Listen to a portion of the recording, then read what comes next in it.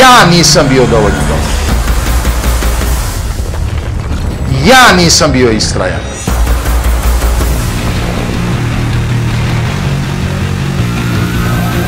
Ja nisam bio dovoljno vredan.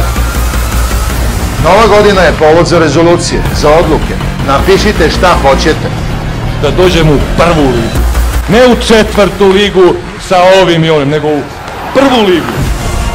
Onda ste tek slobodni, onda tek počinje sloboda izbora, onda tek možete da napravite šta hoćete. Krenuo si da budeš najbolje što možeš biti. Onda ustostruči napore. Raskrstiš jednom za svagda sa onim što nećeš.